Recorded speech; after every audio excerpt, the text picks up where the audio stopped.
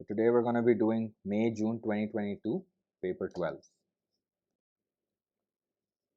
Question number 1 says, equations involving 4 enthalpy changes are shown.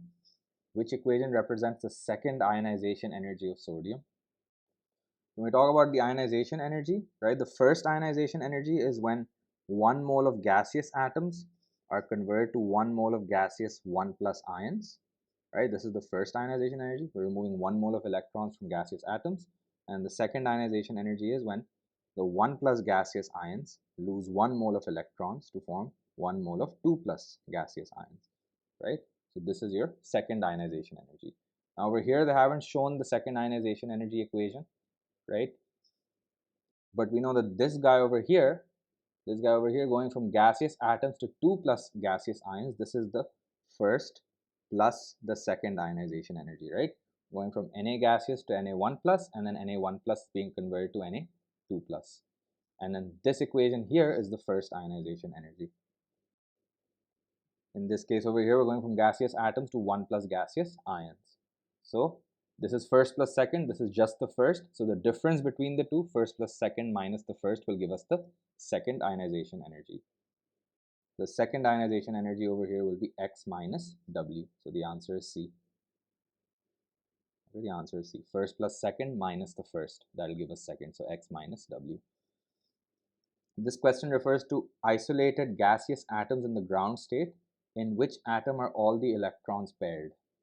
The first option that we have over here is barium. If you look at the periodic table, right, barium is in group 2. Now, barium has the electronic configuration xenon and then 6s2. Okay, barium is in the 6th period, first, second, third, fourth, fifth, and then 6th period. So barium has the electron configuration xenon and then 6s2, right? Xenon and then 6s2. That's the short form for the configuration, right? So the second column of the s block, group 2. So we know that in the noble gas configuration, all the electrons are paired, right? All the lower energy subshells are full, right? And then we have 6s2, so both the electrons in this outer subshell, right, and the outermost shell are also paired. So that would be barium. All the electrons over here would be paired, right? Noble gas configuration, paired electrons, and then 6s2, again we have paired electrons. Which sample contains the most iodine? So over here we have 1 gram of calcium iodide, 1 gram of potassium iodide, 1 gram of sodium iodide, and 1 gram of ammonium iodide. Since we have equal masses of all of them, what we're saying is which of these guys has the greatest percentage by mass of iodine, right? Whichever one has the greatest percentage by mass, right? For example, if something has 80% by mass of iodine, then that'll have 0.8 grams of iodine, right? So whatever has the greatest percentage by mass, it'll have the greatest mass of iodine.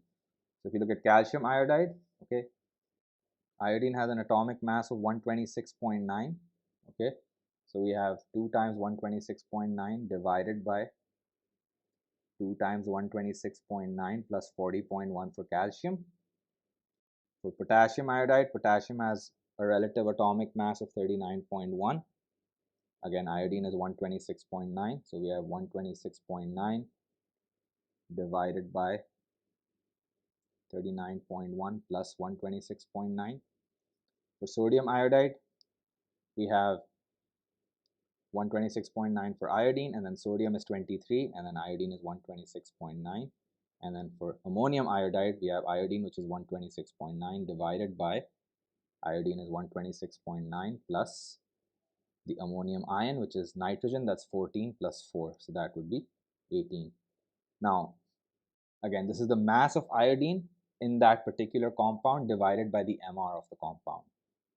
Now we can eliminate B and C, because in B, C, and D, right, if we add 1 mole of each of these compounds, we'd have 1 mole of iodine atoms in each of these compounds. And we know that of the 3 compounds, ammonium iodide is the lightest. It has the lowest MR, which means that iodine over here will have a greater percentage by mass in D than it would in B and C, because in all 3 cases we have the same number of iodine atoms, but the total mass is the smallest, so the denominator is the smallest for D. So it's between A and D, and if you do the math here, you realize that the greatest percentage by mass of iodine is in ammonium iodide.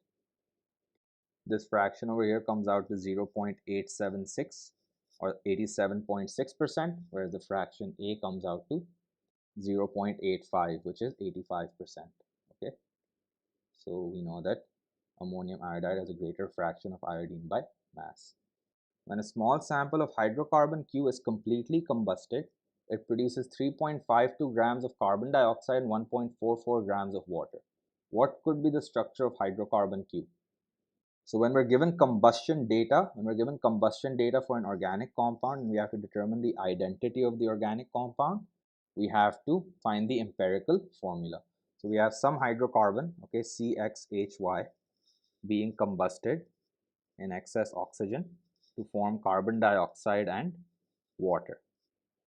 We get CO2 and H2O. We can find the empirical formula of this hydrocarbon, and that can help us determine the identity of the compound. Now, when we talk about the empirical formula, what we really want to find is the ratio of carbon to hydrogen in this compound, right? The molar ratio of carbon to hydrogen in this compound. We can find the number of moles of carbon atoms by finding the number of moles of carbon dioxide. We know that all the carbon dioxide comes from the carbon in this compound. So if we have CXHY, if we have 1 mole of this, we'll have X moles of CO2 and then Y over 2 moles of H2O. We can find the number of moles of carbon dioxide and therefore the number of moles of carbon atoms. So the number of moles of carbon dioxide is the mass divided by the molar mass. The mass of carbon dioxide is 3.52 grams and the molar mass of carbon dioxide is 44, which gives us 0.08 moles of carbon dioxide. The number of moles of carbon dioxide is 0.08 and the number of moles of carbon is equal to the number of moles of carbon dioxide, right? Every 1 molecule of carbon dioxide is 1 carbon atom. So 0.08 moles of carbon dioxide will have the same number of moles of carbon atoms. So we have 0.08 moles of carbon atoms in this compound. We have 0.08 moles of carbon atoms, and now we have to find the number of moles of hydrogen atoms. We can do that by finding the number of moles of water first. Number of moles of water here is again the mass, which is 1.44 grams, divided by the molar mass, which is 18, which gives us 0.08 moles. So we have 0.08 moles of water, which means that the number of moles of hydrogen atoms is twice that, right? It's 2 times the number of moles of water. The number of moles of hydrogen atoms is 2 times the number of moles of water. The reason why is because every water molecule has 2 hydrogen atoms. The number of moles of hydrogen atoms will be 2 times the number of moles of water. So if we have 0.08 moles of water, we're going to have 0.16 moles of hydrogen atoms. The number of moles of hydrogen atoms is 0.16 moles. So we have the moles of hydrogen atoms here as 0.16 moles. So then the molar ratio between carbon and hydrogen is just 1:2. Right? The molar ratio between the carbon and the hydrogen is 1:2, which means that the empirical formula of this compound is CH2. This empirical formula is either found in alkenes, right, with just a single double bond, no rings, or it can be found in cycloalkenes, right? So this is either alkenes or cycloalkenes. That's the empirical formula for alkenes and cycloalkenes.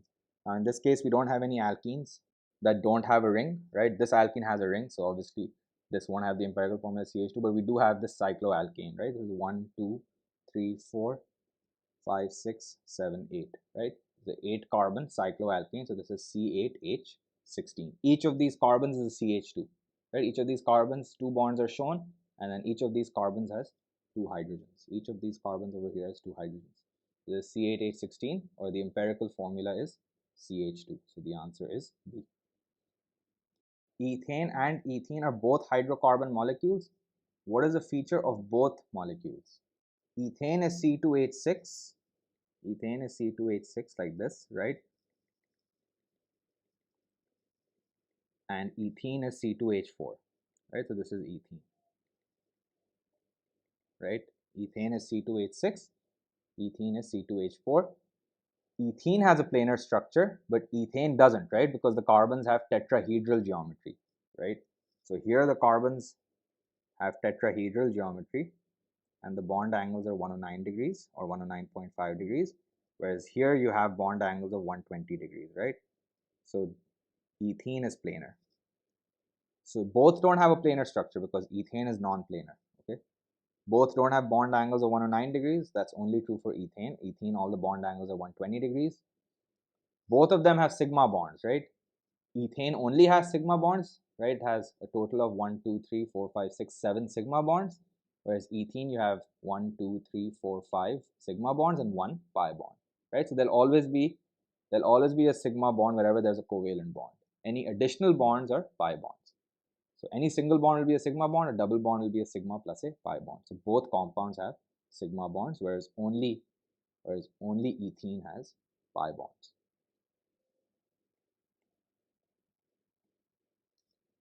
Elements J and L are both in group 15. J and L each form a gaseous covalent hydride in which their oxidation number is -3. In the liquefied form of these hydrides, significant hydrogen bonding occurs only in the hydride of L. Which row about J and L could be correct? So group 15 is the group that contains nitrogen, right? It's the group with nitrogen, phosphorus, arsenic. So the first question that I have is, for which of these elements does the hydride have hydrogen bonding? The element that makes a compound or a hydride with hydrogen that has hydrogen bonding is nitrogen, right? The hydride of nitrogen is ammonia, and when hydrogen is directly bonded to fluorine, oxygen, or nitrogen, we have hydrogen bonding, right? So over here, the hydride of nitrogen has hydrogen bonding. The hydride of nitrogen is ammonia, right? So element L is nitrogen, the hydride is ammonia. And then when we talk about the outer shell configuration, we talk about the outer shell configuration of the group 15 atoms, right? They're in the third column of the P block. This is the P block, right? So we have S1, S2, and then P1, P2, P3. So the outer shell configuration is S2, S2, and then P3. So that's the outer shell configuration. We have 5 valence electrons. We have 5 valence electrons in group 15, right? 5 valence electrons, and the outer shell configuration is S2, P3. So the outer shell configuration will be S2, P3. So the answer is B. Which gas will behave least like an ideal gas at 150 degrees Celsius and 101 kilopascals? Now, when we talk about the ideal gas assumptions, right, we're saying that there are no intermolecular forces present,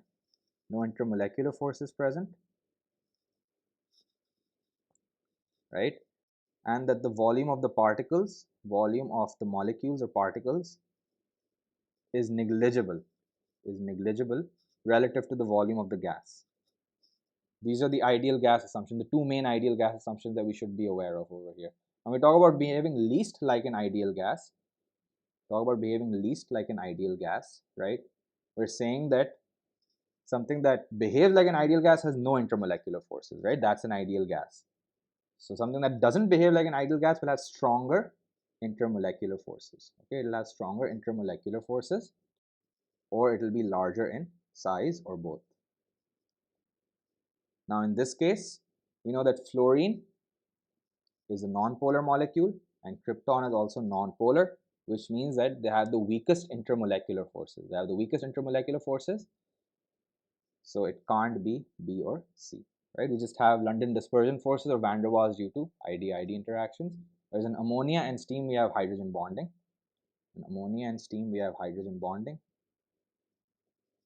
Which means that these are much stronger intermolecular forces. However, the hydrogen bonds in steam are stronger, right? Water has a higher boiling point than ammonia. At room temperature, water is a liquid, whereas ammonia is a gas. Which means that the hydrogen bonding in water is stronger or in steam is stronger. Therefore, steam behaves least like an ideal gas because it has the strongest intermolecular forces. When an evacuated glass bulb of volume 200 cm3 is filled with a gas at 300 Kelvin and 101 kilopascals, the mass of the bulb increases by 0.68 grams. The gas obeys the ideal gas equation. What is the identity of the gas? Over here, we're going to use the ideal gas equation, right? Again, they've hinted that in the question. So we know the ideal gas equation is PV is equal to nRT. We know the pressure, we know the temperature, and we know the volume. So we can find the number of moles of gas. The pressure is 101 kilopascals. In the ideal gas equation, we have to use SI units. So we're going to convert it to Pascal, so that's 101 times 1000 or 10 to the power of 3. That's the pressure. The volume is in cm cube. We want to convert that to meter cube for SI units, so that will be 200 divided by 10 to the power of 6. Okay, we divide by 1000, we get dm cube. We divide by another 1000, we get meter cube. Okay, so it's 200 divided by a million, 10 to the power of 6. That's the volume. The number of moles we don't know. R is 8.31 joules per mole per Kelvin. That's the molar gas constant. And then the temperature in Kelvin, SI unit is Kelvin for temperature, that's 300. So then that gives us the number of moles as, here we get the number of moles as 8.10 into 10 to the power of negative 3 moles. We have the number of moles of the gas and we have the mass of the gas, so we can find the MR, right? The number of moles is equal to the mass divided by the MR, or the molar mass, which means that the MR is equal to the mass divided by the number of moles, which is equal to 0.68 divided by 8.10 into 10 to the power of negative 3. So that gives us the MR as 83.9. So the MR of this gas, is 83.9. So now we're going to look at the periodic table and figure out which gas has an MR of 83.9 or somewhere around that. And we see that krypton has an MR of 83.8. Krypton has an MR of 83.8. So the answer over here would be B, which is krypton. Krypton has an MR of 83.8. The standard enthalpy of formation of nitrogen dioxide is positive 33.2 kilojoules per mole. The standard enthalpy change of formation of N2O4 is positive 9.2 kilojoules per mole. What is the standard enthalpy change for this reaction shown? The enthalpy change for a reaction, in terms of enthalpy change of formations, is the enthalpy change of formation of the products minus the enthalpy change of formation of the reactants. If enthalpy change of formation data is given to you, you can use this expression to find the enthalpy change of a reaction. We have the enthalpy change of formation of the product, that's N2O4. We have 1 mole of N2O4 here, so enthalpy change of formation is just positive 9.2, right? Positive 9.2 for N2O4. And we're going to subtract the enthalpy change of formation of the reactants. That will be 2 times positive 33.2. Again, enthalpy change of formation is for 1 mole of a substance being made from the elements in their standard states. Here we have 2 moles of NO2. So we're going to subtract 2 times 33.2, which gives us the enthalpy change as negative 57.2 kilojoules per mole. The answer is A. Separate samples of 25 cm cube of 0.1 mole per dm cube aqueous sodium hydroxide are added to each of 3 different acid solutions as described. The temperature of each of the solutions was 298 Kelvin before mixing. Which statement describes the temperature rise that occur on mixing each of these 3 acids separately with sodium hydroxide? Now in each of these cases we have a neutralization reaction occurring where H plus is reacting with OH minus to form H2O. This is the ionic equation for the neutralization reaction. Now the number of moles of hydroxide that we have, is concentration times volume, which is concentration is 0.1 mole per dm cube of sodium hydroxide, volume is 25 cm cube, 25 divided by 1000, which gives us 2.5 into 10 to the power of negative 3 moles of sodium hydroxide. And in each of these cases, we're using 0.05 mole per dm cube acid.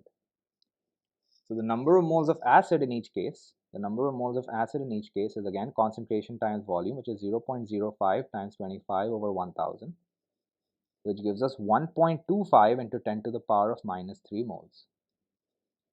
The number of moles of acid that we have is 1.25 into 10 to the power minus 3 moles, right? Now, sulfuric acid is a diprotic acid. The number of moles of protons over here for sulfuric acid are 2 times 0.00125, which is 2.5 into 10 to the power of negative 3 moles, right? Because each mole of sulfuric acid will give us 2 moles of H plus. The number of moles of H plus is twice the number of moles of acid. But in the case of HCl, and ethanoic acid, the number of moles of H plus is the same as the number of moles of acid. which is 0.00125 moles, because each mole of acid just gives us 1 mole of protons.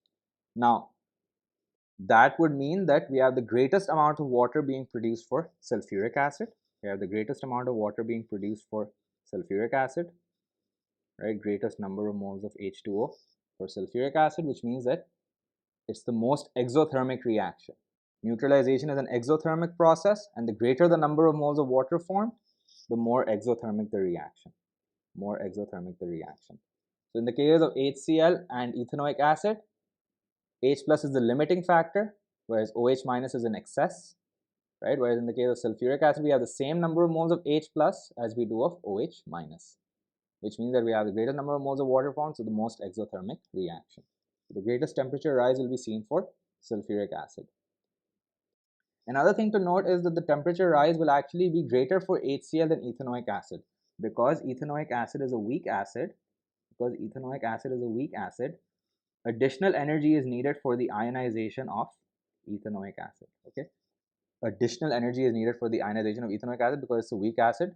So there is relatively lesser energy or net energy release, because some of that energy is being used for ionization. So the net energy release is lower. The temperature rise will be greater for HCl than ethanoic acid because HCl is a strong acid. So in this case, we can also say, when we talk about the temperature rise, that sulfuric acid will have the greatest, followed by HCl, followed by ethanoic acid.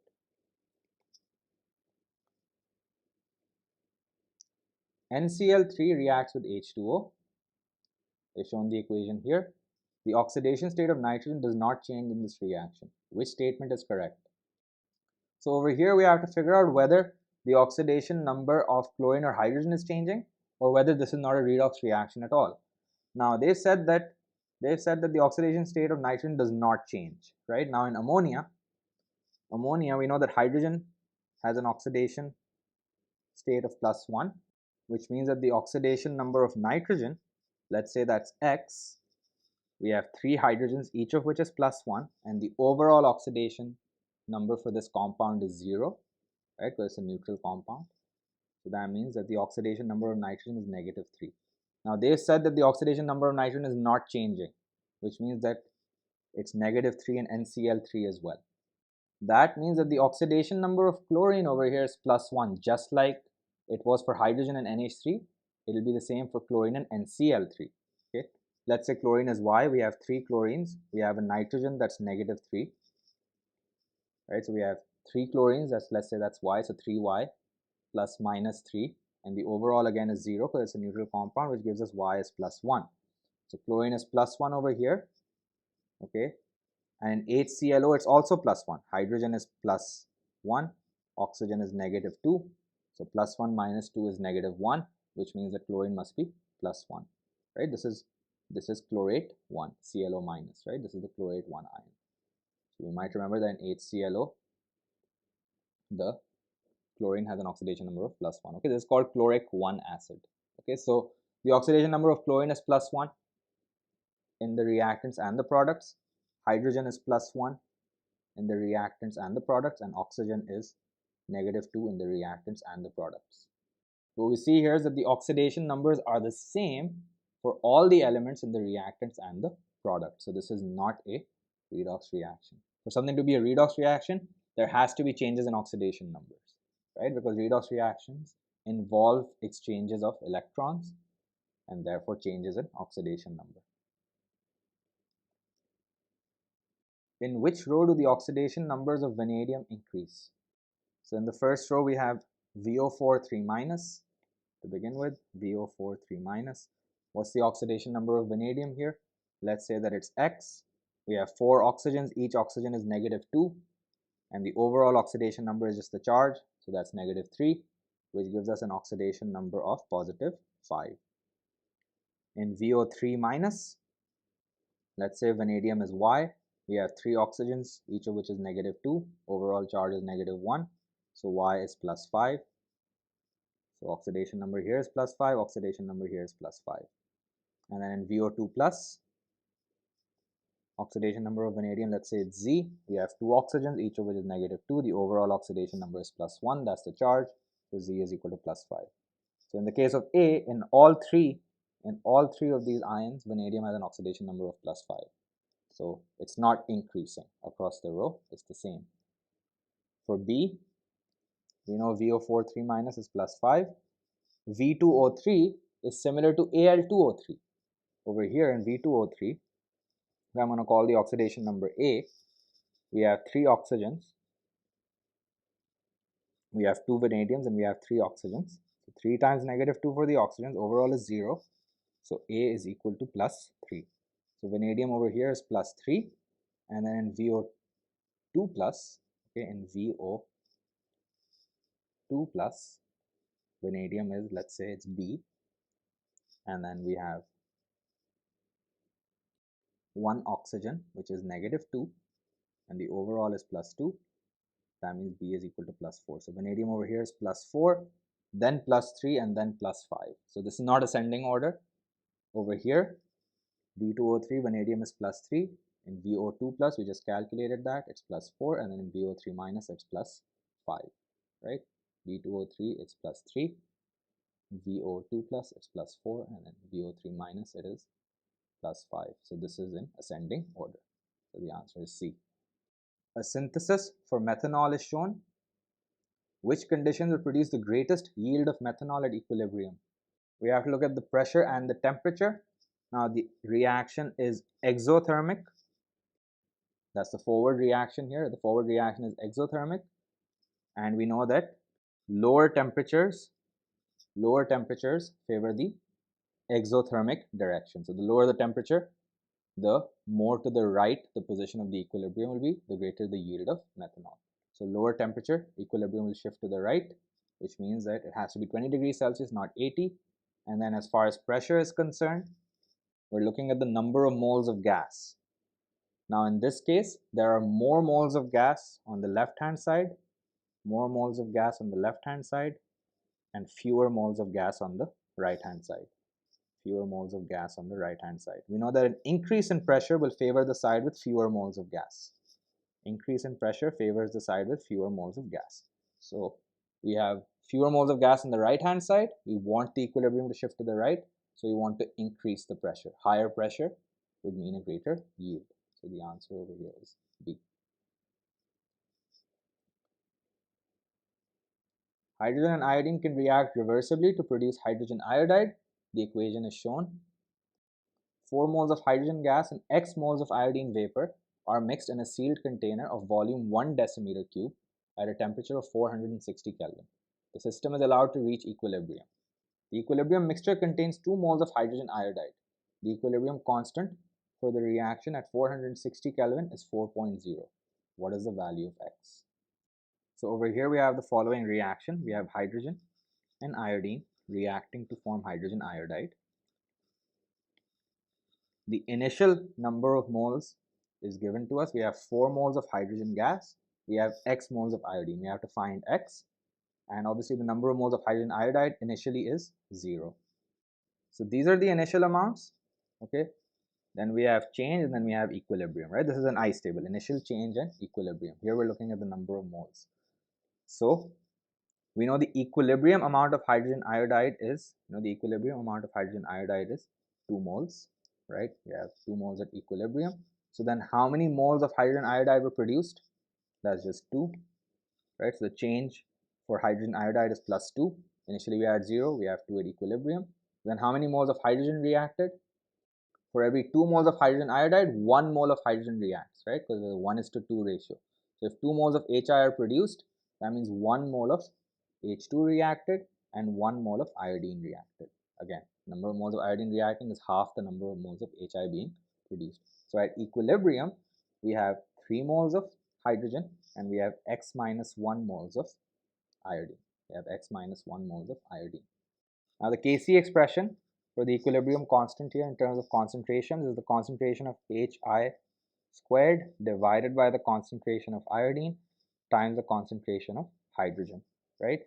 We're given the Kc. Kc over here is 4.0. We can find the concentrations and we have the equilibrium number of moles, which is moles divided by volume. The volume is just 1 dm cube, so the concentration is the same as the number of moles. And In this case, since Kc is unitless, this is unitless, right? The reason why is because we have concentration squared in the numerator and concentration squared in the denominator. Since it's unitless, we can use moles directly. We do not need to use concentrations as long as the Kc is unitless. Same thing applies for Kp. We don't need to use partial pressures. We can use moles directly if the equilibrium constant is unitless. In this particular case, the concentration will be the same as the number of moles because the volume is just 1 dm cubed. Okay, we know the concentration of Hi at equilibrium is 2, so that's 2 squared divided by the concentration of iodine, which is what we want to find. Okay, so I'm going to say concentration of iodine is what we want to find, and then the concentration of hydrogen over here is 3. So that gives us the concentration of iodine as 0.33 moles per decimeter cube. 0.33 moles per decimeter cube. So as I said, the equilibrium concentration is equal to the number of moles, again because the number of moles is concentration times volume. The volume is just 1. So number of moles is equal to concentration, which means that we have x minus 1 moles at equilibrium, and that is equal to 0.33, right? We have 0.33 moles of iodine at equilibrium, which gives us x as 1.33 moles. So the answer over here is C.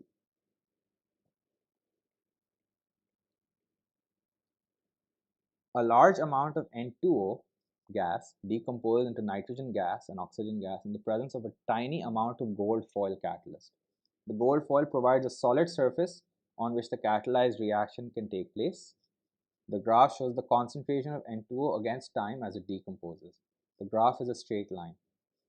Which row describes the change in rate of the reaction as N2O gas decomposes from 0 to 10 minutes and the effect of adding more gold foil catalyst on the rate of decomposition of the same amount and concentration of N2O. Now the rate of a reaction can be found from a concentration time graph by finding the slope of the graph, because the rate is just the change in concentration or the change in amount of a substance per unit time, right? So in this case, if you look at the slope of the graph, that would be the rate, right? This would be the slope of the graph. Is the slope changing or is it constant? In this case, the slope is a constant because we have a straight line. A straight line has a constant slope. So is the rate of the reaction changing as N2O decomposes? The answer is no, because again, the slope is constant, which means that the rate is constant. So the rate doesn't change. So there is no change in the rate of the reaction. And what would happen to the rate if we added gold foil catalyst? By definition, a catalyst increases the rate of a reaction, right, by providing an alternative mechanism with lower activation energy. In this case, we have a heterogeneous catalyst, right? A heterogeneous catalyst is a catalyst that's in a different state or a different phase to the reactants. The reactant here is a gas, and the catalyst is gold foil, which is a solid. So this is a heterogeneous catalyst. Okay. Question number 16 says the Haber process for the manufacture of ammonia is represented by the equation shown. Which statement is correct about this reaction when the temperature is increased?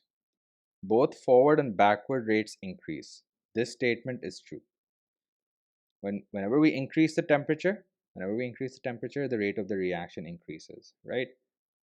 The rate of the reaction increases because the average kinetic energy of the molecules or the particles increases. So in this case, the rate of the forward reaction will increase and the rate of the backward reaction will increase. Since this is an exothermic reaction, since the forward reaction is exothermic, the equilibrium will actually shift to the left, because we know that an increase in temperature favors the endothermic direction. That would be the backward reaction in this case, right? The backward reaction would be endothermic, or positive 92 kilojoules per mole. So what actually happens is that the rate of the forward reaction increases and the rate of the backward reaction increases. They both increase, but the backward reaction rate increases by a greater amount. So forward rate increases and backward rate increases, but the increase in rate is greater for the backward reaction. Hence, the equilibrium shifts to the left. Aqueous ammonia is added to separate samples of sodium chloride, magnesium chloride, barium chloride, and silicon 4 or silicon tetrachloride. Under the conditions of this experiment, only 2 samples will produce a white precipitate when aqueous ammonia is added. What are these 2 samples? So the first thing that we have to think about is, what would these guys make a precipitate with when aqueous ammonia is added? Now, ammonia is a weak base. So in aqueous solution, it'll partially ionize, right? It's a proton acceptor. So it'll partially ionize to form ammonium ions and hydroxide ions. Okay, and these hydroxide ions can then form a precipitate with the metal cations. Specifically, we know that magnesium hydroxide forms when magnesium ions react with hydroxide ions. We have a precipitation reaction, right? Magnesium hydroxide is considered to be insoluble. It's very, very partially soluble. So we'll see a precipitate of magnesium hydroxide in the solution containing magnesium chloride when we add aqueous ammonia. And when silicon 4 chloride or silicon tetrachloride reacts with hydroxide, it forms silicon dioxide or silicon 4 oxide, which is also a white precipitate. So we're going to see a white precipitate of magnesium hydroxide with the magnesium chloride sample. We're going to see a white precipitate of silicon 4 oxide or silicon dioxide in the sample of silicon 4 chloride. So the answer here is B. Why is the ionic radius of a sulfide ion larger than the ionic radius of a potassium ion? Now, potassium forms a 1 plus ion. Right? That's K plus. It has 18 electrons, because the potassium atom has 19 electrons, right? It has atomic number 19. And then the sulfide ion is S2 minus, right? Which has again 18 electrons, whereas sulfur has atomic number 16. So the sulfur atom has 16 electrons and the sulfide ion has 18 electrons. So sulfide and potassium both have the same number of electrons and the same electronic configuration. So then why is the sulfide ion larger than the potassium ion? Now, since they have the same electronic configuration, it means that they have the same number of shells, same shielding, same everything, right, in terms of the electronic configuration. The only difference here is that the sulfide ion has 16 protons in the nucleus, right, because that's the proton number, and the potassium ion has 19 protons in the nucleus. The greater the number of protons, the stronger the nuclear attraction towards the electrons, right? So these electrons will be held closer. The potassium ion has more protons in its nucleus than the sulfide ion. This is why the electrons of potassium are held closer to the nucleus, and hence it has a smaller ionic radius. So the answer is C. Which graph correctly shows relative electronegativity plotted against relative atomic radius for the elements sodium, magnesium, aluminum, and silicon? So across the period, the atomic radius decreases. The reason why is because the number of shells remains the same, but the nuclear charge increases. So we know that silicon will have the smallest atomic radius, which will be smaller than aluminum, which is smaller than magnesium, which is smaller than sodium, right? As we go across the period, from sodium to magnesium to aluminum to silicon, the atomic radius decreases. So that means that we go silicon, then aluminum, then magnesium, and then sodium in ascending order for atomic radius, right? So that leaves us with the answer being A, B, or C, right? In each of these cases, we see silicon, aluminum, magnesium, and sodium, right? We see this decreasing trend across the period, or increasing as we go left in the periodic table. And then electronegativity increases across the period. So we would expect silicon to have the highest electronegativity, followed by aluminum, followed by magnesium, followed by sodium. So that's this graph over here. The answer is A. Silicon is the highest, followed by aluminum, followed by magnesium, followed by sodium. Looking at the y-axis, right, we see the trend in electronegativity. Right, if we go across the period, so from right to left over here, it's increasing electronegativity, and the atomic radius is decreasing. So the answer is A.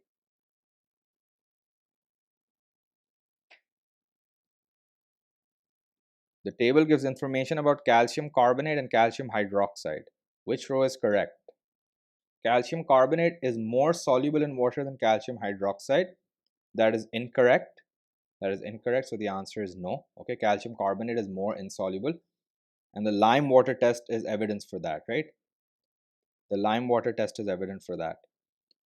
Lime water is calcium hydroxide. Lime water is calcium hydroxide.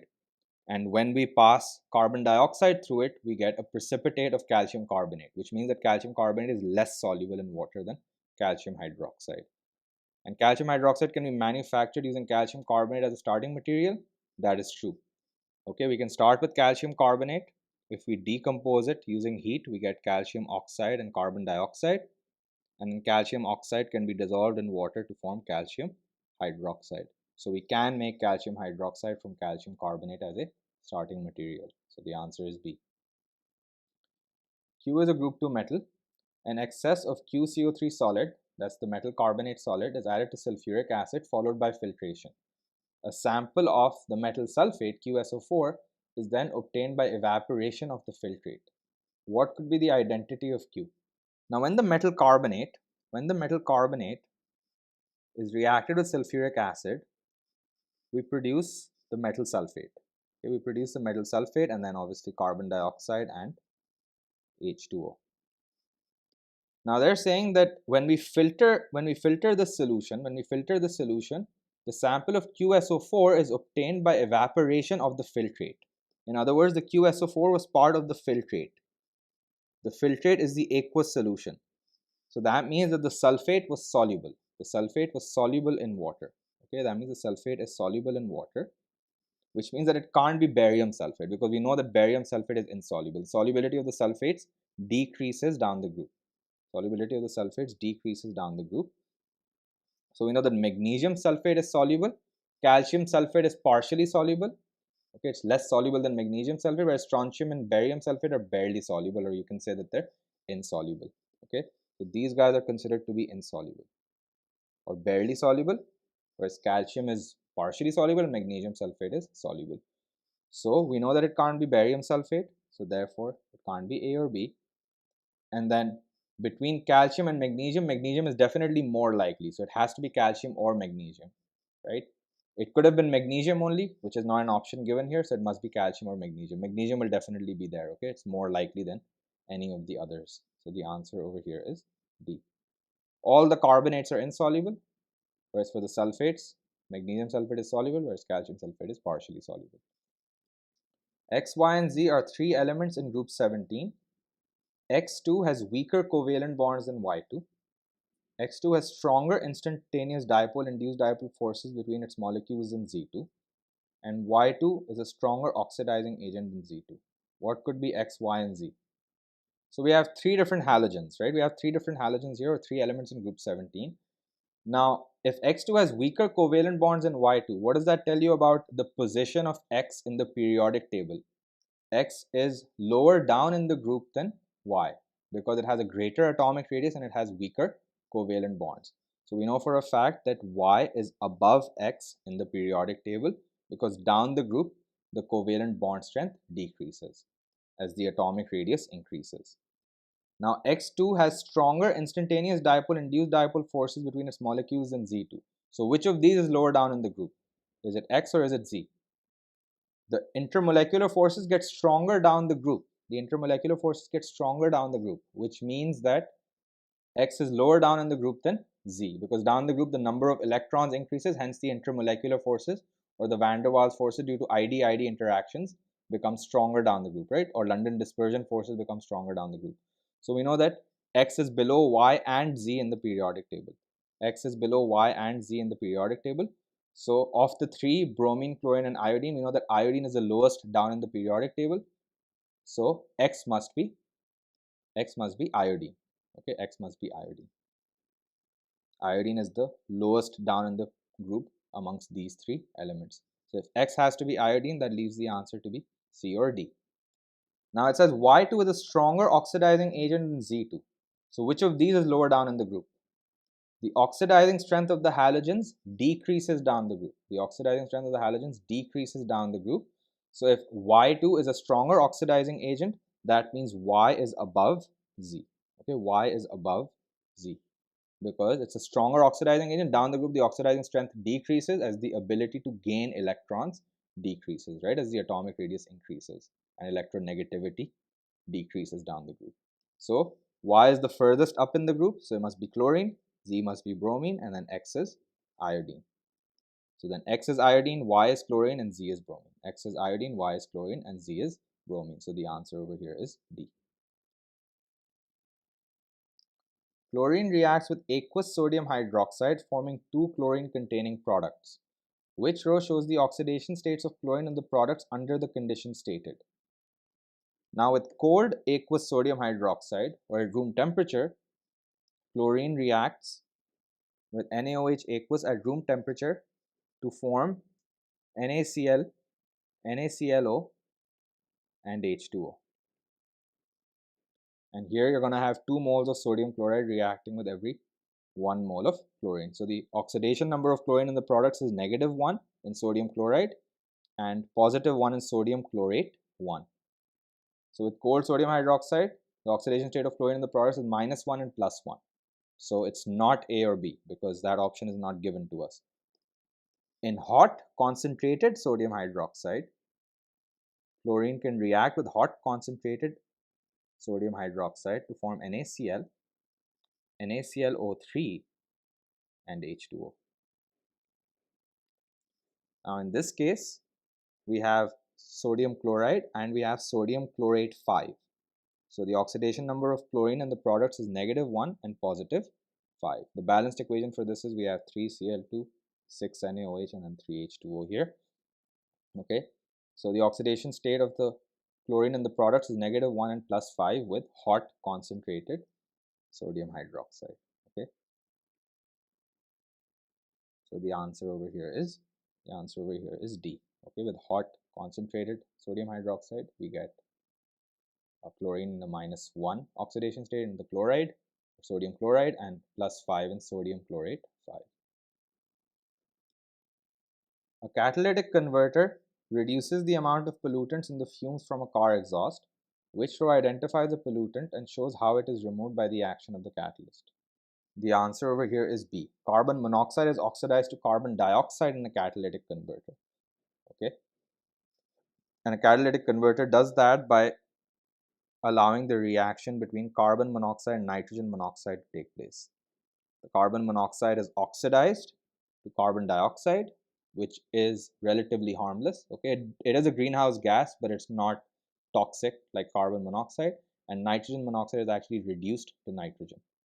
As far as the balanced equation is concerned, you have 2CO plus 2NO giving you 2CO2 plus N2. Okay, so carbon monoxide is being oxidized to carbon dioxide. Solid R is added to a solution of ammonium nitrate and the mixture is heated. A gas is given off which turns red litmus to blue. What could be R? Now the gas being given off turns red litmus to blue, which means that this gas is ammonia, right? This gas must be basic for it to turn red litmus to blue, right? Red litmus turns blue in the presence of alkali. Ammonia is given off by the reaction of ammonium with alkali. So NH4 plus can react with hydroxide to form ammonia and H2O. Right? This is an acid-base reaction where the ammonium is the acid, it loses a proton to make H2O, and when it loses a proton, it also makes ammonia. It loses a proton to make ammonia, and then the OH minus accepts a proton to make H2O. So which of these guys will form an alkaline solution? Well, that would be sodium oxide. When sodium oxide is added to the solution of ammonium nitrate, this sodium oxide ends up becoming sodium hydroxide in solution, and then the sodium hydroxide, the hydroxide can react with the ammonium, resulting in the formation of ammonia. Skeletal formula is shown. What is the total number of stereoisomers including the one shown? So when we talk about stereoisomerism, we have to consider geometric, and we have to consider optical isomerism. Right? For geometric isomerism, we're looking for a carbon-carbon double bond. Where each of the carbon atoms in the double bond is bonded to two different things. Okay, each carbon is bonded to two things. Now, if you look at the first double bond, this carbon is bonded to two identical methyl groups. This carbon is bonded to two identical groups, right? The methyl groups. So in this case, both the carbons aren't bonded to two different things. If you look at this double bond, this carbon is bonded to a hydrogen and is bonded to this entire group here, and then this carbon over here is also bonded to a hydrogen and it's bonded to this entire group here. So here both the carbons are bonded to two different things. This carbon is bonded to two different things and this carbon is also bonded to two different things. Same thing applies for these two carbons. Same thing applies for these two carbons on this double bond, right? This carbon is bonded to a hydrogen and this group, and then this carbon is also bonded to a hydrogen and this entire group on the right. So both the carbons on this double bond are also bonded to two different things. So two of these double bonds show geometric isomerism. Two of these double bonds show geometric isomerism. And then for optical isomerism, we're looking for a chiral center. We're looking for a chiral center. A chiral center is a carbon atom that is bonded to four different atoms or groups of atoms. There's one chiral center over here, and that is this guy, right?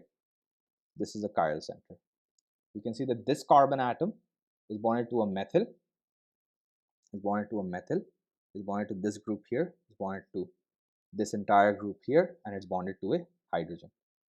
Bonded to a hydrogen. So we have one chiral center. So then what's the total number of stereoisomers? We have two double bonds that exhibit geometric isomerism and one chiral center.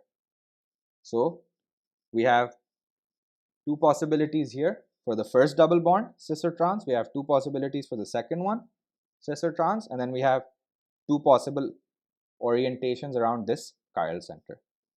Then the total number of stereoisomers is 8. We can simplify this by using the formula 2 to the power of n, where n is the number of sites that exhibit stereoisomerism, right? Exhibit stereoisomerism. And in this case, we have three different sites that exhibit stereoisomerism, two double bonds that exhibit geometric, and one chiral center. So n is 3. So therefore, the answer is 8. This formula applies for structures that are asymmetric. In this case, this alkene has an asymmetric structural formula. So the answer here is 8. Okay. The molecular formula CH3 can represent an anion, a cation, or a free radical. Species with the molecular formula CH3 can act as an electrophile, a free radical, or a nucleophile depending on the number of outer shell electrons on the central carbon atom. How many outer shell electrons on the central carbon atom must be present for CH3 to act in these different ways? So let's start with the neutral CH3 species. Okay, neutral CH3 species, carbon has 4 valence electrons. Carbon has 4 valence electrons, right? And it's making 3 single bonds with hydrogen atoms. So this is a neutral CH3 species, and it has an unpaired electron. It has an unpaired electron. So what type of a species is this? This is a radical. A radical is a species that has an unpaired electron, at least one unpaired electron. So this guy over here is a radical, and it has 7 valence electrons. The carbon atom has 2 plus 2 plus 2, that's 6, and then that one unpaired electron. So this guy has 7 valence electrons. The carbon atom is 7 valence electrons. So we know that CH3 as a radical will have 7 electrons. Now if this guy was to make an electrophile, electrophiles are attracted to electrons. They're attracted to negative or partial negative charges, right? And electrophiles are lone pair acceptors, right? They accept a lone pair of electrons. So if this unpaired electron is lost, then we get a CH3 positive. That is an electrophile. It has a positive charge. It accepts lone pairs of electrons. It's attracted to negative charges. So this guy is an electrophile. And here the carbon has 6 valence electrons because it's lost that one electron. So CH3 as an electrophile will have 6 electrons. Okay, CH3 as an electrophile will have 6 electrons. And then as a nucleophile, nucleophiles are attracted to positive charges. They're lone pair donors, which means that the CH3 will have a lone pair. So the carbon will have gained an additional electron. This carbon would have gained an additional electron, and it would be CH3 minus. So then it would have 8 valence electrons around the carbon atom. So CH3 as a nucleophile would have 8 electrons. The carbon would have 8 electrons. So the answer is 8. Compound Z, C7H13Br, has two chiral centers. A sample of Z contains all four possible optical isomers. This sample of Z reacts with hot ethanolic sodium hydroxide to produce a mixture of only three isomers. Two of these isomers are optical isomers of each other. What could be the formula of Z? So let's try solving this question on a separate slide. Now, the first thing that they've told us is that this compound has two chiral centers. Okay, so we're going to look at it one by one. Okay, so we're going to start with A. Does A have two chiral centers? A does have two chiral centers, right? We have a chiral center here and we have a chiral center here. We can check by checking for a line of symmetry. We can see that this carbon is bonded to a bromine, it's bonded to a hydrogen, right? That's not shown because only three bonds are shown, so there's a hydrogen. It's bonded to a bromine, it's bonded to a hydrogen, it's bonded to this group, and it's bonded to this group, right? And these two groups are different on the right and the left of this line. So this carbon is a chiral center, and same thing goes for this carbon atom right here. You can draw a line over here, and you'll see that this carbon atom is asymmetric. This carbon atom is asymmetric. You can see that this carbon is bonded to a methyl group, a CH3 is bonded to a hydrogen, and then this group below the line and the group above the line are different. All the other carbons are CH2s or CH3, so they're not chiral centers. So A does have two chiral centers, okay? A does have two chiral centers. Now this sample of Z reacts with hot ethanolic sodium hydroxide to produce a mixture of only three isomers. Two of these isomers are optical isomers of each other. So the first question is, when a halogenoalkane reacts with hot ethanolic sodium hydroxide, what reaction do we have? We have an elimination reaction. And what happens in elimination is a halogenoalkane is being converted to an alkene. Halogenoalkane is being converted to an alkene. And what happens is that the halogen is removed, and the hydrogen from the neighboring carbon atom is removed. Now in this case, you could have this hydrogen being removed, in which case you'll get a double bond between these two carbons. So let's draw that out. What you'd get is this guy. This bromine will be removed, and then the hydrogen from this carbon over here will be removed. So we get a double bond here. That's one possibility. And then the other possibility is that the halogen is removed and this hydrogen is removed, which means we get a double bond over here. Now, two of these isomers are optical isomers of each other. We're getting a mixture of two structural isomers. Does any of these structures exhibit optical isomerism? In other words, do any of these structural isomers have a chiral center? Now remember, chiral centers are saturated carbon atoms. So the carbon has to be bonded to four different atoms or groups of atoms. Now over here, these two carbons are obviously not chiral centers. This carbon is a CH3, it's not a chiral center. The unsaturated double bonded carbons aren't chiral centers, and these are CH2. So there's no chiral center here. However, in this case, we do have a chiral center. Again, this carbon right here is a chiral center, right? And again, you can check that by drawing a line through that carbon. We see that it's asymmetric, right? This carbon is bonded to a methyl, bonded to a hydrogen, is bonded to this group above the line and this group below the line. So this carbon is bonded to four different atoms or groups of atoms. So this guy actually exists as a mixture of optical isomers. So this structure over here represents two different optical isomers. It represents two different isomers with different orientations on this carbon atom, whereas this guy is just a single isomer. So can I say I have a total of three isomers here, where two of these isomers are just optical isomers of each other? So therefore the answer over here is A. Alright, so moving on then. Question number 28 is A. Next we have question number 29. The free radical substitution reaction between methane and chlorine involves initiation, propagation, and termination stages. Which row is correct? Involved in the initiation stage, do we have homolytic fission or heterolytic fission? We have homolytic fission, which results in the formation of radicals, right? So in the initiation phase, what happens is that the chlorine undergoes homolytic fission to form two chlorine radicals. Okay, here one electron goes to each of the chlorine atoms. This is called homolysis or homolytic fission. And then what is the radical produced in the propagation stage or in a propagation stage? Is it the methyl radical or a hydrogen radical? It is the methyl radical. It is the methyl radical. Okay. What happens in propagation then is that the chlorine radical reacts with the methane molecule to form a CH3 radical and HCl. Okay. So you have homolytic fission of a CH bond. The hydrogen combines with the chlorine, okay, and we get a CH3 radical. The reason why H combines with Cl and not carbon is because the HCl bond is much stronger. The formation of the HCl bond is much more favorable to the formation of the CCl bond.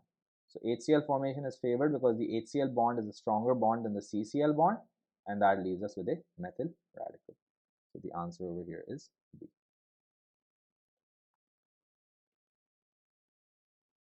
The alkene shown reacts with an excess of HBr via an electrophilic addition reaction. What is the major product formed? Now, when we talk about the major product of an electrophilic addition reaction, we talk about the major product, the hydrogen bonds to the carbon with more hydrogens on the double bond. Okay, so we're going to have addition of HBr across this double bond and this double bond. Okay, in the first case, the hydrogen will go to the carbon with more hydrogens. This carbon is bonded to more hydrogens, so the hydrogen will bond here and the bromine will bond over here. The bromine will bond to the carbon with fewer hydrogens or more carbon atoms. The reason why is because when the hydrogen goes here, we get a tertiary carbocation intermediate here, where then the bromine attacks and bonds to. So the bromine will bond to the tertiary carbon as opposed to the secondary carbon. Then we look at the next double bond. Over here again, the hydrogen will bond to the carbon with more hydrogen. This is a CH2, so the hydrogen will bond here and the bromine will bond here. Again, this carbon is bonded to two carbons, so this will be a secondary carbocation intermediate when the hydrogen bonds here. If the hydrogen was to bond on this carbon, then we'd get a primary carbocation intermediate where the bromine would bond. The formation of the secondary carbocation intermediate is more likely. The bromine is more likely to bond to this carbon here. Okay, the bromine is more likely to bond to this carbon here. And then this CH2 becomes a CH3. Okay, I haven't shown the hydrogens here. So again, tertiary carbocation is more favorable than the secondary carbocation. Lower activation energy is needed for the first double bond. The second double bond, secondary carbocation intermediate, lower activation energy is needed for that to form than the primary carbocation intermediate. So this is our major product.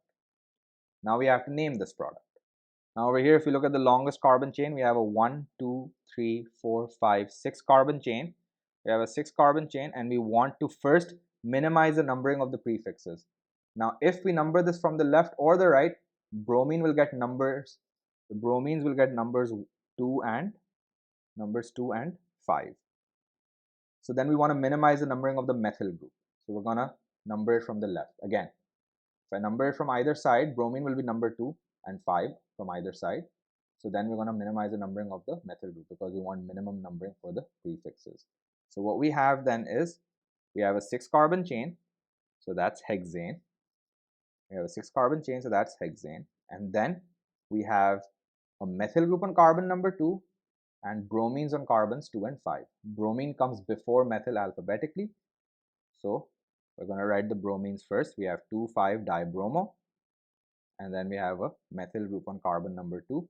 We have 2,5-dibromo and then 2-methyl hexane, which means that the answer over here is B.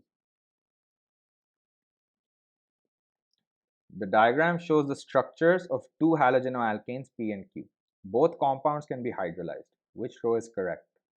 So both of these compounds are pretty much identical except for the halogen, right? In P you have bromine and in Q you have fluorine. So the compound more readily hydrolyzed is P. The reason why is because when we talk about the bond energy, the CBr bond has a lower bond energy than the CF bond. The CBr bond is much weaker than the CF bond, so it breaks more easily. Hence, the bromoalkane will be hydrolyzed more readily than the fluoroalkane. The reason why is down the group, the atomic radius increases, the bond length increases, so the bond energy decreases down the group, and bromine is further down the group than fluorine. So P will be more readily hydrolyzed, and the mechanism will be SN1 because it is a tertiary halogenoalkane. Okay. Tertiary halogenoalkanes favor the SN1 mechanism. So it's a tertiary or a 3-degree halogenoalkane. A tertiary halogenoalkane is when the carbon atom that's bonded to the halogen, the carbon that's bonded to the halogen is bonded to 3 carbon atoms. Okay. The carbon that's bonded to the halogen is bonded to 3 carbon atoms, which makes it a tertiary halogenoalkane. So the answer is A.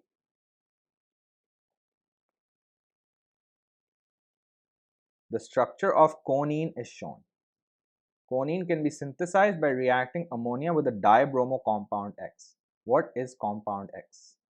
Now, when ammonia reacts with a halogenoalkane, it's a nucleophilic substitution reaction where we get an amine, right? And this ammonia substitutes for the bromine. The ammonia is the nucleophile and it substitutes for the halogen. So in the initial compound, right, what we had was the carbons that are bonded to the nitrogen were initially bonded to the bromine. Okay, they were initially bonded to the bromine. So what that means is this carbon was initially bonded to a bromine and this carbon was also initially bonded to a bromine. So I'm going to call this carbon number 1 to begin with. Okay, you'll see why I'm numbering this. Now carbon number 1 was initially bonded to a bromine. Right? Carbon number 1 was initially bonded to a bromine. Then we have carbon 2, carbon 3, carbon 4, and carbon 5. I'm going to number these 2, 3, 4, and then 5. We have carbon 1, 2, 3, 4, and then 5. 2, 3, 4, and then 5. Okay, now this carbon over here was also bonded to a bromine. This carbon here was also bonded to a bromine. That's where the nitrogen came in. Okay, this carbon was also bonded to a bromine. And then this carbon is also bonded to a CH2, CH2, CH3. So this carbon number 5 is also bonded to 3 more carbons. It's bonded to a propyl group. So it's bonded to 1, 2, and then 3 carbons. 1, 2, 3. So this was my initial dibromoalkane. So over here, if we were to write out the structural formula starting with the bromine, right? We have Br. Okay, we have Br over here. And then that Br is bonded to a CH2, CH2, CH2, CH2. We have CH2, CH2, CH2, CH2, right? The CH2 Br and then CH2, CH2, CH2. Then we have a CHBr. Then we have a CHBr. And then we have a CH2, CH2, CH3. Right? This is a CHBr and then CH2, CH2, CH3. So what we have here is we have Br and then we have 4 CH2s and we have CHBr and then we have 2 CH2s and then we have a CH3. So the answer is D. We have a Br and then 4 CH2s, then we have a CHBr, then we have 2 CH2s and then we have a CH3. So they've shown it in a more condensed form in the answer. Primary alcohols can be oxidized to aldehydes using either acidified potassium dichromate 6 or acidified potassium manganate 7. The reaction mixtures change color as the oxidizing agent is reduced. What are the color changes seen? Now, acidified potassium dichromate 6 is an orange solution. It's an orange solution that turns green. Okay, that turns green when it's reduced. So in this case, what happens is that the chromium goes from +6 to +3. Chromium goes from +6 to +3 and the chromium 3+ is a green solution. Okay, so dichromate 6, potassium dichromate 6 is the oxidizing agent, undergoes reduction and we see a color change from orange to green. Okay, and then acidified potassium manganate 7 is a purple solution. Okay, it is a purple solution. So the answer must be C and it turns colorless. Okay, so the color change here is purple to colorless. Manganese goes from +7 in manganate 7 to +2. Okay, Mn2+. So again, it's the oxidizing agent, undergoes reduction, and Mn2+ is colorless, whereas manganate 7 is purple. So it goes from purple to colorless. So the answer over here is C. Okay, the answer over here is C. Which reaction has a product that gives a yellow precipitate when treated with alkaline aqueous iodine? Now, alkaline aqueous iodine is the iodoform test. and it tests for two different groups. We can either use it to test for the CH3CHOH group in alcohols, or we can use it to test for the CH3CO group in carbonyl compounds. Okay, you can use it to test for this CH3CHOH group in alcohols or the CH3CO group in aldehydes or ketones in carbonyl compounds. The only aldehyde that gives us a positive test is ethanol. Otherwise, it will always be a ketone. And the only alcohol, the only primary alcohol that gives us a positive test is ethanol. Otherwise, it will be a secondary alcohol that has this group. So when 2-chloropropane is warmed with a dilute aqueous solution of sodium hydroxide. So if I take 2-chloropropane, right, this is 2-chloropropane, we have a 3-carbon chain with chlorine, carbon number 2, and I react it with aqueous sodium hydroxide. When I warm it with aqueous sodium hydroxide, I get propan-2-ol, right? This is a nucleophilic substitution reaction in which the hydroxide substitutes for the chloride. The hydroxide, the OH substitutes for the Cl. So this is hydrolysis of halogenoalkane. This is a nucleophilic substitution reaction. So we get CH3, CHOH, and then CH3. This is propan-2-ol. Does this compound contain either one of these two groups? It's an alcohol and it has the CH3CHOH group. It has the CH3CHOH group. So can I say that the product of this reaction, which is propan-2-ol, will give a yellow precipitate with alkaline aqueous iodine? Okay, it will give a yellow precipitate with alkaline aqueous iodine. Now what happens here is that when we react this guy with alkaline aqueous iodine, what happens is that the CH3 breaks off. We get a precipitate of triiodomethane or iodoform. This is our yellow precipitate. Okay, and this guy over here becomes a salt of the carboxylic acid. This carbon breaks off, and then this guy becomes a 2-carbon product, which will be ethanoate. Okay, we're gonna get the salt of the carboxylic acid. So this 3-carbon compound is broken down into 2 products: a 1-carbon product, that's triiodomethane, and then a 2-carbon product, which is the ethanoate ion in this case. Okay, that will be the other organic product.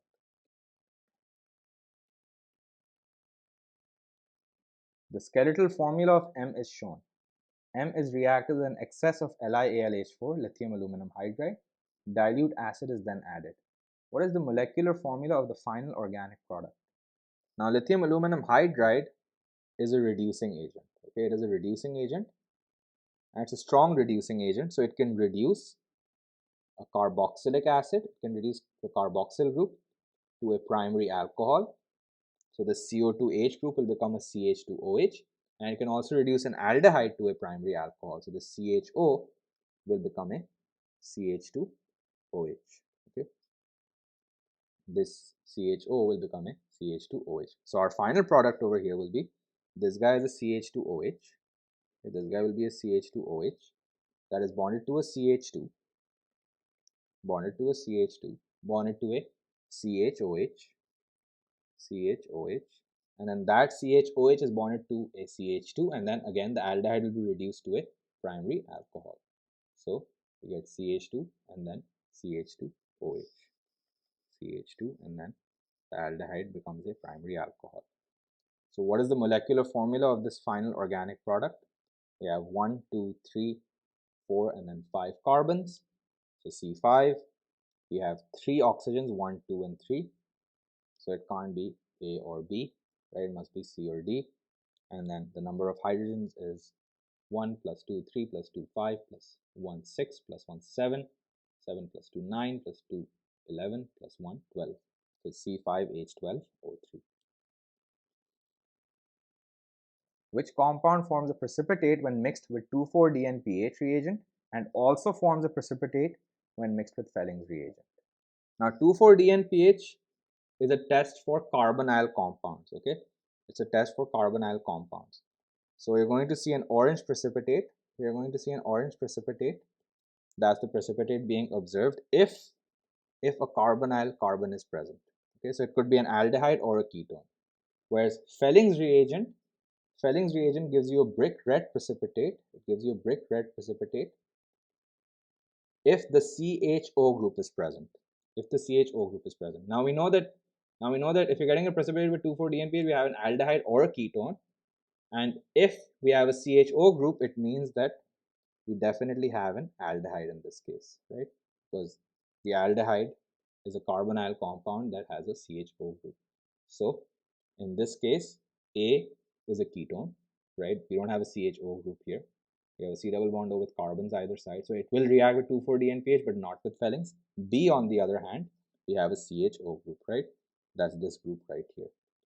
We have the CHO group. It's a carbonyl compound, right? We have an aldehyde group. It gives us an orange precipitate with 2,4-DNPH and a brick red precipitate with phelings. Which reaction is a redox reaction?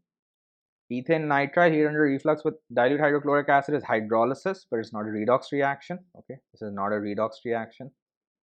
Ethanoic acid reacted with aqueous sodium hydroxide is a neutralization for an acid-base reaction. Okay, this is not a redox reaction, so it's not A or B. Ethanoic acid reacted with sodium is a redox reaction. Okay, this is a redox reaction. Here what happens is that the carboxylic acid reacts with sodium, right? It's the OH group. It's also a test for the OH group, right? We get salt and hydrogen gas. Okay, we get salt and hydrogen gas. So here sodium is a reducing agent. Sodium is a reducing agent. It's undergoing oxidation from 0 to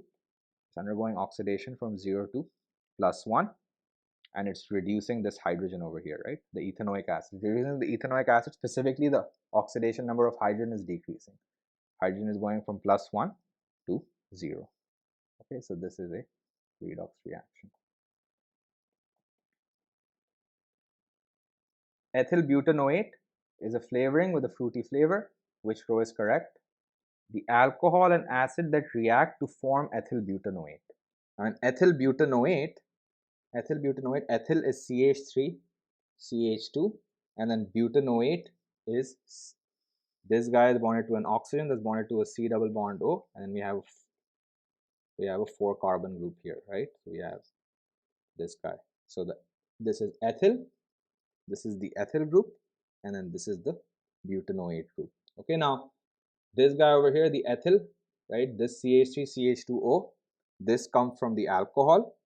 This comes from the alcohol. So we have a 2 carbon alcohol, that would be ethanol, and then this guy over here comes from the carboxylic acid.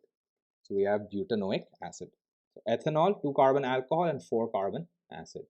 So the answer must be A or B, right? We have butanoic acid and we have ethanol. Now over here what happens is that the ethanol reacts with the butanoic acid, which is CH3, CH2, CH2, COOH. What we end up getting over here is CH3, CH2, OCO, right? CH3, CH2, OCO, and then CH2, CH2, CH3, and H2O. Right? This is a condensation reaction. So what we can see here is that for every 1 mole of ester, 1 mole of water is being produced. Now we've been told that we have 2.32 grams of the ester. We have 2.32 grams of the ester. We need to find the mass of water formed. We can first find the number of moles of the ester. That's just the mass divided by the molar mass. The mass is 2.32. The molar mass is, we can find it using the molecular formula. The molecular formula of the ester is C6H12O2. So the molar mass over here is 6 times 12, that's 72, plus 12, that's 84 for the 12 hydrogens, and then we have 84 plus 2 times 16 for the 2 oxygens, so 84 plus 32, that's 116. 116, which means that we have 0.02 moles of the ester. We have 0.02 moles of the ester being formed. So we're going to have the same number of moles of water. So the first step, find the number of moles of our known quantity. The second step would be, by using ratios, we can figure out that the number of moles of water is the same. That's 0.02 moles, which means that the mass of water is just the number of moles times the molar mass. That's 0.02. The molar mass of water is 18, which means that we got 0.36 grams. So the answer over here is A. Next we have question number 39. cyclohexene, as shown in the diagram, can form an addition polymer. Which structure represents a section of this polymer?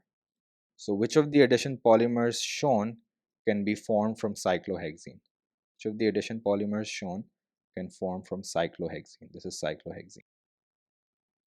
Now the polymerization has to occur across this carbon-carbon bond, across this carbon-carbon double bond. It has to occur across this carbon-carbon double bond.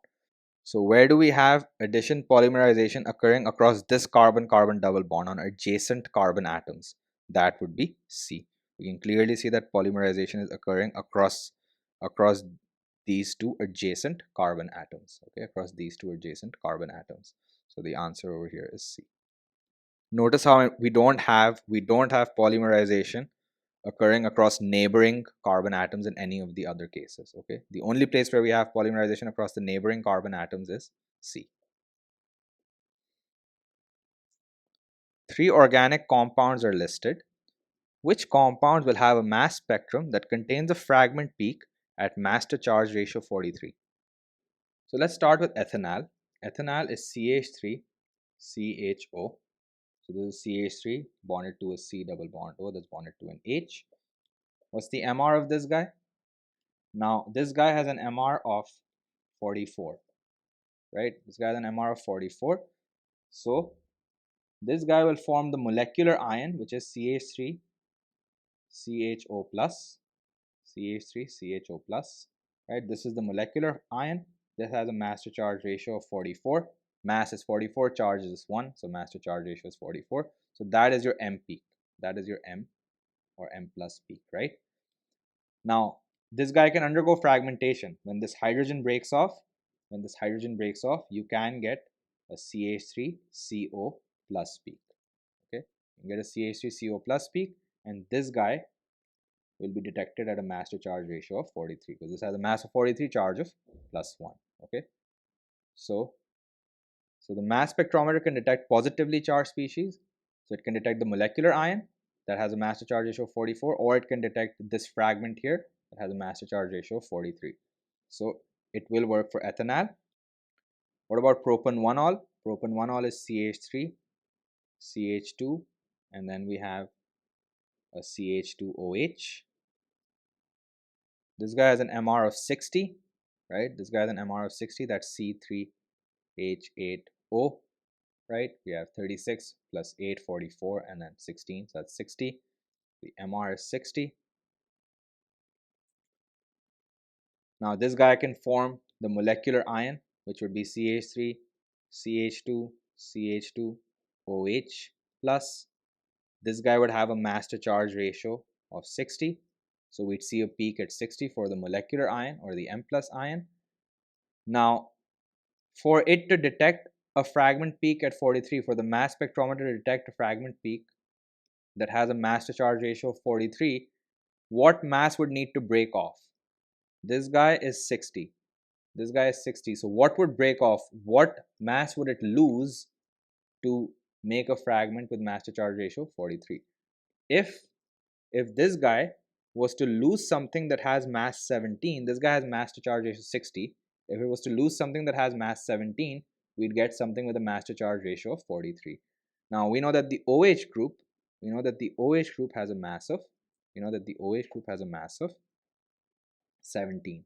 So if this guy was to lose the OH group, we could get this fragment over here, which is the propyl fragment. That is CH3, CH2, CH2 plus.